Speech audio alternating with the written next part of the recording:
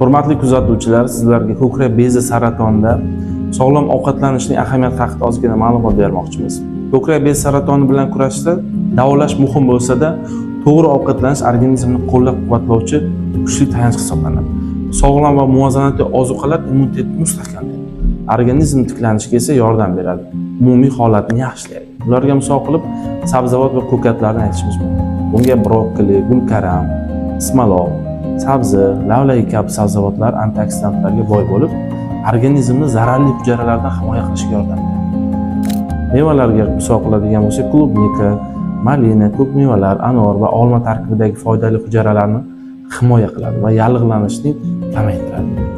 Sifatli oqsillarga esa yog'siz baliq, tovuq go'shti, tuxum va dukkakli mahsulotlar tanani quvvat bilan ta'minlaydi va to'qimalarning tiklanishiga yordam beradi.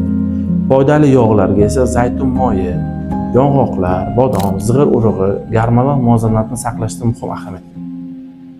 Butun don mahsulotlariga esa jigarrang guruch, suli, grechka, kepakli non ichak faoliyatini yaxshilaydi va organizm tozalashga yordam beradi. To'g'ri ovqatlanishdagi yana bir ahamiyatli jihati toza suv. Yetarli miqdorda suv ichish toksinlarni chiqarishga va umumiy sog'liqni saqlashda yordam beradi. Muhim eslatmani aytib o'tishimiz kerak. Har bir bemorning holati individual bo'lgani sababli ovqatlanish rejasi shifokor yoki dietolog bilan maslahatlashgan holda tuzilishi lozim. Agar siz to'g'ri ovqatlanish bo'yicha maslahat olmoqchi bo'lsangiz, yuqoridagi raqamlarga qo'ng'iroq qiling.